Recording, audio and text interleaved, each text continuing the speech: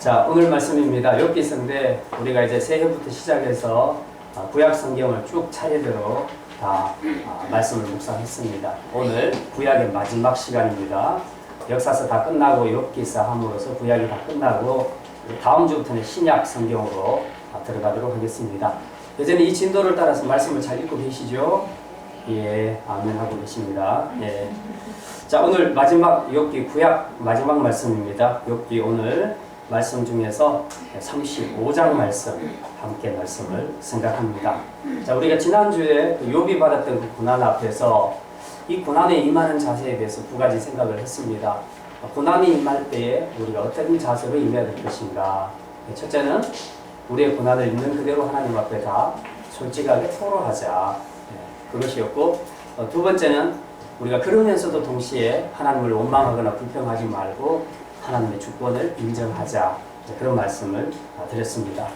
자, 지금 그 욥의 상황은 이제 아들, 딸 다 잃어버리고 모든 재산 다 잃어버린 그런 상태입니다. 그런 상태에서 우리가 지난주에 말씀을 묵상했는데 오늘 말씀은 거기서 끝나는 것이 아니라 이제 이 욥에게 건강의 문제까지 생겼습니다. 그래서 피부병에 걸려서 욥이 너무 가려우니까 기와 조각을 가지고 몸을 긁는 그런 아주 엄청난 고난에 직면하게 되지요. 그런 상황에서 또 설상가상으로 그 아내가 뭐라고 말하냐 하면 당신이 이런 하나님을 믿냐, 하나님을 저주하고 죽으라, 이제 그런 말까지 합니다. 그러니까 이제 욥은 더 이상 뭐 어떻게 할 수 없는 그런 공경의 처지에 빠져있게 되는 것이죠. 그런 상태에서 욥의 친구 세 사람이 욥에게 병문안을 옵니다. 찾아가서 이 말 저 말로 이제 위로의 말을 하기 위해서 찾아오는데 욥과 그 친구들의 그 주고받는 대화 속에 욥기서에서 다루는 중요한 주제가 나타납니다. 그냥 이야기를 주고받는 것이 아니라 그들의 대화 속에는 신학적으로 굉장히 중요한 문제들이 다뤄지고 있다는 거죠. 그 중에 하나가 이겁니다. 인과응보. 즉 사람은 한 행위대로 그렇게 받게 되어 있다. 그렇다면 욥이 네가 이런 고난과 고통에 빠진 걸 보니까 넌 틀림없이 죄를 지었구나. 그러니까 너 회개해라. 지금 이야기를 하는 거죠. 그러면서 친구들은 야, 내가 진정한 친구니까 진짜 솔직하게 말해준다. 누가 니한테 이 말을 해줄 수 있겠느냐. 고난받은 사람한테 가서 너 죄 때문에 이렇게 됐으니까 회개하라. 그러면 기분 좋겠어요? 안 좋죠. 그런데 이 친구들은 야, 내가 친구니까 그래도 요거들 먹을 각오하고 내 이야기하니까 너 회개해. 너 틀림없이 죄가 있을 거야. 그러니까 욥의 입장은 뭡니까? 난 죄가 없다. 내가 이렇게 고난과 고통을 받아야 할 만한 그런 죄는 내게 없다. 왜 근데 자꾸 나한테 회개하라고 하느냐. 그래서 결국 인과응보의 이 신학이 정말 기독교적으로 맞는 것인가 하는 그 주제를 가지고 욥기 마지막 장까지 계속 이 주제를 가지고 끌고 가고 있죠. 그래서 이제 이 대화 가운데 엘리후라는 사람이 가세를 해서 결국은 욥과 세 친구 엘리후 5명이 주고받는 대화가 엄청난 철학적으로도 심오하고 신학적으로도 굉장히 무게 있는 이런 대화를 주고받게 됩니다.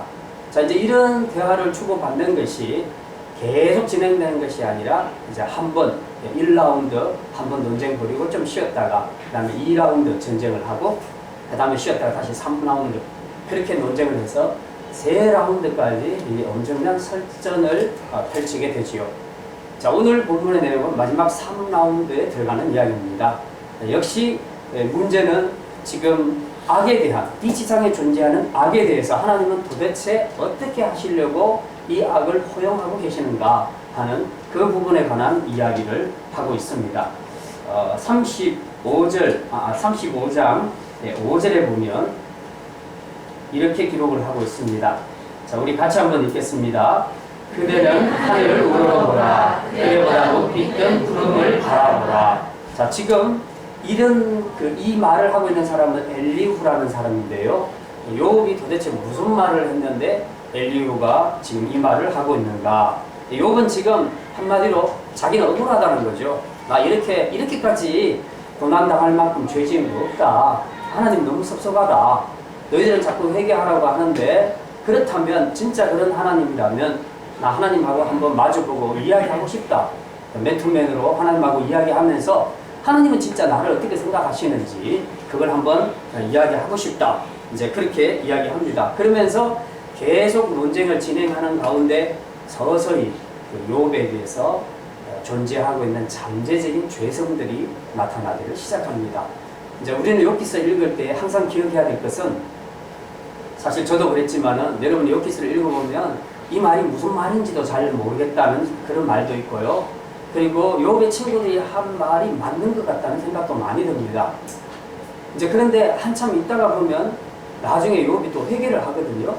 그래서 전체적으로 우리가 이해해야 될 것은 욥의 말이 다 맞는 것은 아닙니다. 나중에 회개한 걸 보니까 욥이 진술한 것 중에서 잘못된 부분이 있고요. 반대로 친구들의 그 어떤 인과응보의 신학적인 입장은 잘못됐지만 그들의 말이 다 틀린 것은 아닙니다. 그들 말 중에서도 상당히 맞는 말이 있습니다. 이제 이렇게 논쟁하는 가운데 마지막에 하나님께서 결론을 내려주실 때 그때 비로소 욥은 자기 안에서 자기가 뭘 잘못했는가 하는 것을 깨닫게 되죠. 그래서 우리가 욥기서를 읽을 때에 욥의 말이라고 다 맞고 친구들 말이라고 다 틀렸구나 이런 관점으로 보시면 크게 오해를 하게 됩니다. 어쨌든 욥은 논쟁하는 가운데 서서히 자기 안에 죄성이 드러나게 됩니다. 우리도 그런 게 있잖아요. 어떤 사람을 보면 정말 인격적으로 훌륭한 사람이 있습니다. 저 사람은 정말 훌륭하구나. 웬만한 문제가 벌어졌어도 그 사람은 정말 훌륭하다는 확실한 신뢰감을 주는 사람이 있습니다. 그런데 정말 깊이 들어가고 아주 큰 사건이 생겼을 때에 그가 혼잣말로 아니면 1대1로 앉았을 때에 그가 토로하는 말을 들으면 저 사람에게도 저런 죄성이 있구나. 참 훌륭한 사람이라고 봤는데 저 사람 안에도 저런 연약함이 있고 저런 죄성이 있구나 하는 것을 우리가 발견하게 되는 그런 경우들이 있지 않습니까? 욥도 마찬가지입니다. 욥이 의인이고 또 믿음이 좋다고 해서 그 안에 죄가 없었던 것이 아닙니다. 처음에는 굉장히 믿음으로 반응했지요. 내가 알몸으로 왔은즉 알몸으로 돌아가리니 이거 얼마나 훌륭한 믿음의 고백입니까? 근데 나중에 논쟁이 진행하는 과정에서 욥이 말하는 걸 보면은 욥이 믿음 이 정도밖에 안 됐나? 이제 그런 것을 우리가 느낄 때가 많습니다. 그렇게 말한 것 중에서 이제 욥이 말한 것 중에서 이런 얘기죠. 내가 왜 이런 고난을 당해야 하는가? 도대체 내가 하나님 앞에서 신앙생활 한 것이 무슨 유익이 있겠는가? 지금 그런 이야기입니다. 그게 35장 오늘 본문에 본 바로 위에 있습니다. 자, 한번 우리 2절과 3절 35장 2절과 3절 우리 같이 한번 읽겠습니다. 욥이 어떤 말을 했는가? 같이 읽습니다. 그대는 이것을 합당하게 여기느냐? 그대는 그대의 의가 하나님께로부터 왔다는 말이냐? 그대는 그것이 무슨 소용이 있으며 범죄하지 않는 것이 내게 무슨 유익이 있겠느냐고 묻지만은 지금 욥이 한 질문을 받아가지고 엘리후가 대답할 때 그 말을 인용하는 겁니다. 2절 3절 말씀이 쉽게 말하면 이런 겁니다. 내가 하나님 앞에서 믿음으로 사는 것이 무슨 유익이 있냐? 내가 이렇게 고난받는데 우리 흔히 보면은 안 믿는 불식 가족들이 그런 얘기 많이 하잖아요. 안 믿는 남편이 믿는 아내에게 너 맨날 새벽기도 가고 밤기도 가고 그렇게 하는데 뭐가 지금 나아졌냐? 지금 우리 상황이 더 어려졌지 않냐? 이러면 예수 믿을 필요가 뭐 있냐? 지금 그런 이야기죠. 근데 욥이 이 비슷한 이야기를 하고 있는 겁니다. 내가 의롭게 믿음으로 산 것이 무슨 유익이 있냐 이게. 3절이 얘기하는 것이 그거죠. 그것이 내게 무슨 소용이 있으며 범죄하지 않고 사는 것이 내게 무슨 유익이 있겠느냐. 나 믿음대로 잘 살았다 하나님 앞에서. 죄도 안 짓고 살았다. 근데 도대체 왜 내가 이런 고난을 받냐. 그럼 난 죄 안 짓고 사는 것이 무슨 유익이 있냐. 내가 죄 안 짓고 믿음으로 살면 뭔 혜택이 있어야 될 거 아니냐. 유익이 있어야 될 거 아니냐. 축복이 있어야 될 거 아니냐. 그런데 왜 이런 고난이 나에게 찾아오냐. 그러니 범죄하지 않고 의롭게 사는 것이 무슨 유익이 있냐. 이 질문을 지금 욥이 던지는 거예요. 근데 실제로 이런 질문을 우리가 많이 던지잖아요. 그죠? 믿지 않는 불신 남편뿐만 아니라 우리 성도들도 살면서 그런 걸 느낄 때가 많습니다. 하나님 도대체 내가 뭘 그렇게 잘못했는데 경제적으로 이렇게 힘듭니까? 우리 아이가 이렇게 속을 썩입니까? 뭐 이런 형태로 해서 우리가 하나님 앞에 불평과 불만을 넣어놓을 때가 많습니다. 그래서 내가 믿음으로 사는 것이 별 유익이 없네? 유익이 없네? 뭐 안 믿는 저 사람도 저렇게 잘 사는데 또 신앙도 별로 없는 저 사람도 저렇게 잘 사는데 믿는 내가 이렇게 사니 유익이 없네? 라는 이런 생각을 가질 수 있는 거죠. 이 생각이 들 때 우리가 하나님 앞에 원망하고 불평하고 도대체 하나님은 뭐 하십니까? 뭐 하십니까? 그리고 이제 예를 들어서 불의한 세력. 오늘 본문에 이제 그것이 기록이 되어 있습니다. 9절 한번 보겠습니다. 9절 말씀 같이 읽습니다. 사람은 학대가 많음으로 부르짖으며 군절의 힘에 눌려 소리치나. 지금 욥이 제기하는 문제 중에 하나가 이거예요. 힘 있는 자, 권세를 가진 자가 힘 없는 자를 억누르고 압제하고 핍박할 때에 그때 하나님은 뭐 하시냐? 이 사람들이 억울한 압제와 핍박과 학대를 받으면서 하나님 앞에 절규한단 말이죠. 소리를 친단 말입니다. 소리를 치는데 하나님은 왜 대답이 없으십니까? 왜 이 문제를 해결하지 않습니까? 쉽게 예를 들어서 북한의 김정은 같은 경우, 이 북한의 사회, 거기에는 정말 이 김정은이라는 독재자에 의해서 북한의 백성들이 얼마나 많은 학대와 압제를 받고 있습니까? 그리고 그 속에는 틀림없이 그리스도인들도 있단 말이죠. 그랬을 때에 도대체 왜 이런 악의 상황들을 하나님께서 그냥 내버려 두십니까? 북한의 성도들이, 남한의 성도들도 합세해서 열심히 이 악을 제거해달라고 하나님 앞에 기도하는데 왜 하나님께서는 답이 없으십니까? 이런 질문을 할 수 있게 되는 거죠. 혹시 신이 보낸 사람 영화 보신 분들이 있습니까? 신이 보낸 사람. 우리 남전대에서는 제가 알기로 단체로 가서 본 걸로 알고 있는데 그 영화 끝에 보고 나오면서 느낌이 어땠어요? 좋았습니까? 아니면 뭔가 씁쓸했습니까? 씁쓸했죠. 왜 그랬습니까? 해피엔딩이 아니에요. 북한에 있는 그리스도인이 정말 믿음으로 하나님의 뜻대로 살려고 했는데 마지막에는 죽잖아요. 죽죠. 순교하는 그런 모습이죠. 그걸 보고 나오면서 우리는 왠지 믿음으로 끝까지 이겨냈더니 하나님이 이렇게 복을 주시더라, 이렇게 회복해 주시더라, 이런 걸 기대하고 봤는데 그 영화는 완전 반대입니다. 믿음으로 죽는 이야기가 나오는 거죠.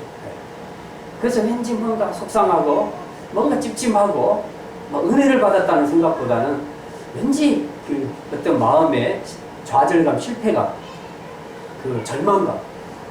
북한에서는 저렇게 믿음으로 살아도 마지막은 하나님의 도우심이 아니라 저렇게 죽는 거구나. 그러면 하나님은 뭐 하고 계신가? 이제 이런 질문을 또 던지게 되는 거죠. 지금 욥이 던졌던 질문이 바로 그런 내용입니다. 그런 내용에 대해서 엘리후가 지금 대답을 하는 것이 오늘 말씀을 통해서 우리가 생각하려고 하는 것이죠. 오늘 아까 우리가 5절 말씀 읽었죠. 엘리후는 이렇게 해답을 제시하고 있습니다. 그대는 하늘을 우러러 보라. 그대보다 높이 뜬 구름을 바라보라. 그렇게 말합니다. 이게 무슨 말입니까? 하늘은 우리보다 높고 구름도 높이 떠 있는데 우리가 이 하늘과 구름을 어찌할 수 있으랴? 하늘과 구름은 우리보다 더 높이 떠 있어서 모든 것을 다 보고 있고 우리보다 더 높은 존재다. 이 땅에서 우리가 뭘 한다고 해서 저 구름이 움직여지지는 않는다. 그건 곧 지금 하나님을 이야기하는 겁니다. 하나님을 바라보라는 거죠. 하나님은 우리보다 월등히 높은 존재라. 나는 지금 이 사건을 이해할 수 없고 원망하고 불평하고 또 절망감을 토로하고 있지만은 그 하나님께서는 당신이 아주 주권적으로 세상을 경영하고 계신다는 것이죠. 그러니까 하늘을 봐라. 그렇게 말하고 있습니다. 자, 6절 말씀 계속해서 이렇게 답을 줍니다. 6절 말씀 같이 읽겠습니다. 그대가 범죄한들 하나님께 무슨 영향이 있겠으며 그대의 악행이 가득한들 하나님께 무슨 상관이 있겠으며 7절 그대가 의로운들 하나님께 무엇을 드리겠으며 그가 그대의 손에서 무엇을 받으시겠느냐.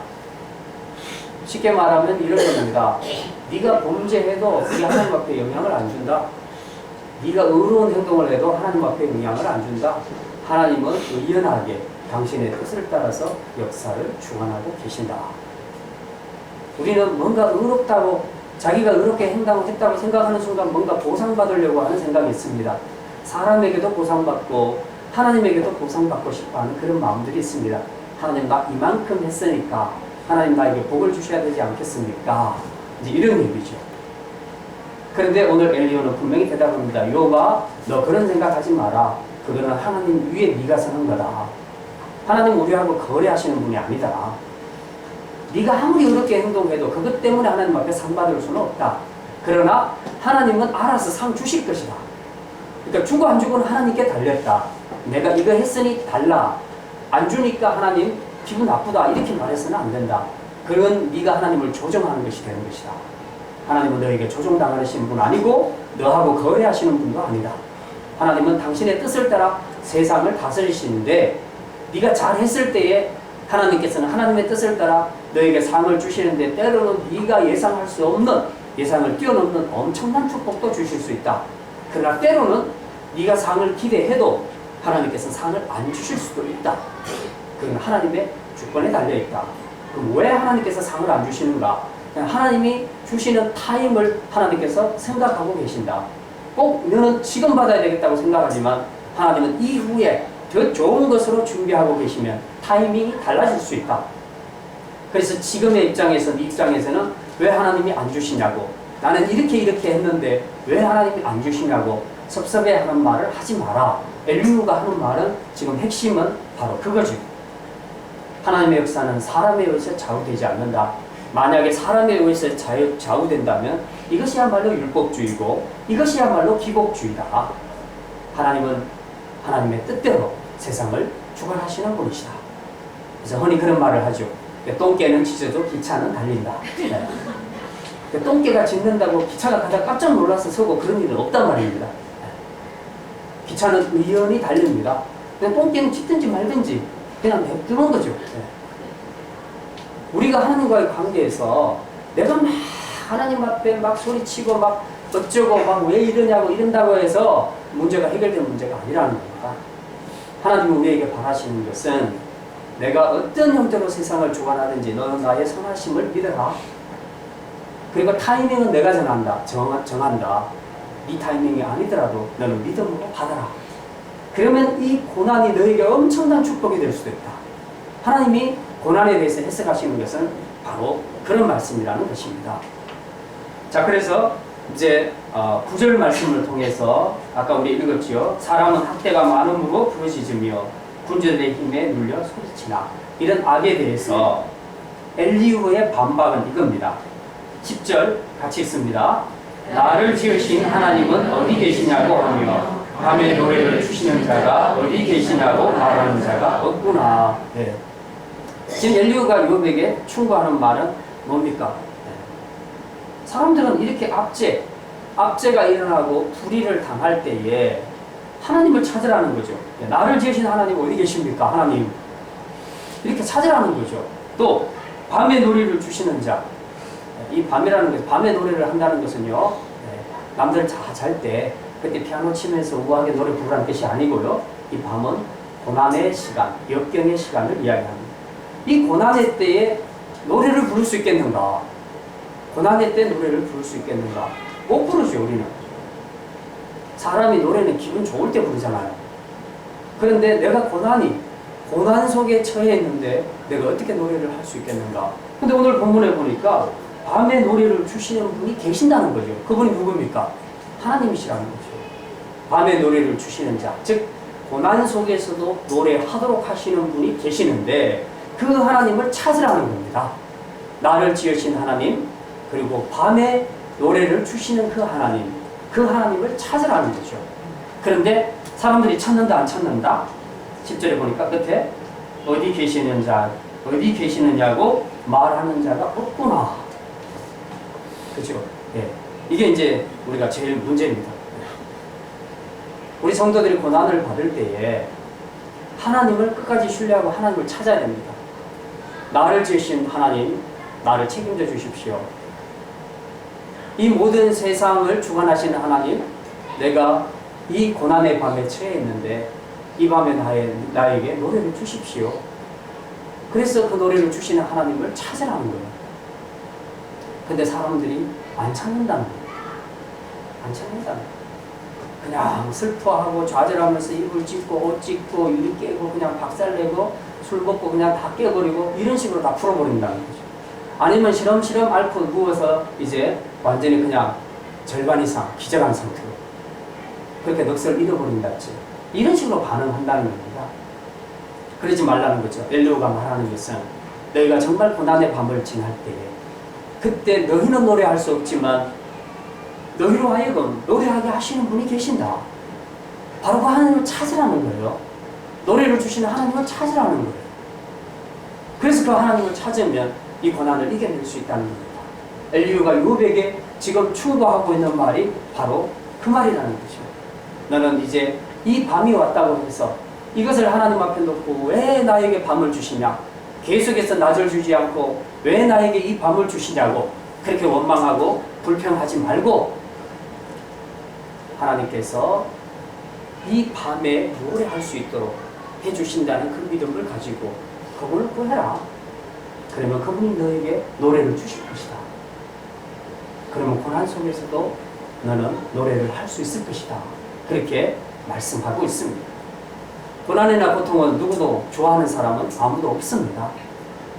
그렇지만 우리가 이 고난의 의미를 잘 이해하게 되면 하나님이 허락하신 환경 속에서 이 고난을 믿음으로 잘 받아들이게 되면 이 고난이 나에게 고통이 아니라 나에게 엄청난 축복으로 변화될 줄 믿으시기를 바랍니다.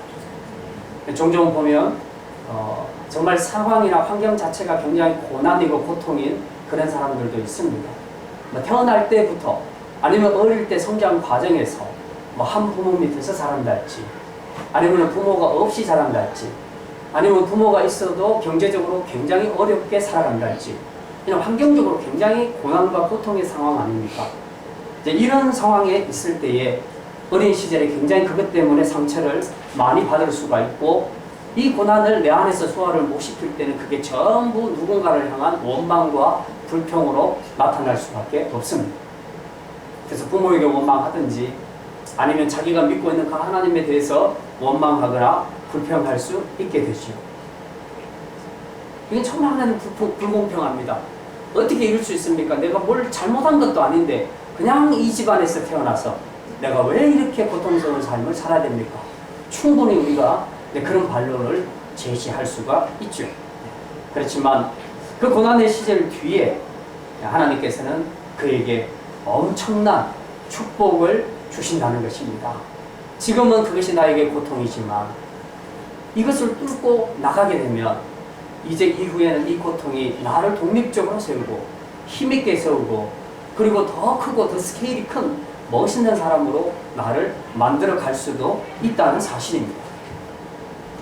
우리가 바다를 보면 잔잔하는 경우는 별로 없습니다. 크든 작든 항상 파도는 많이 치게 되어 있습니다. 바다에는 언제나 이런 바람들이 있는데 이 바람 자체가 문제가 아니라 이 바람을 어떻게 이용하느냐가 문제죠. 지혜로운 사공은 이 바람을 이용해서 덫을 올려가지고 자기가 원하는 방향으로 나아갈 때 아주 유용하게 사용합니다.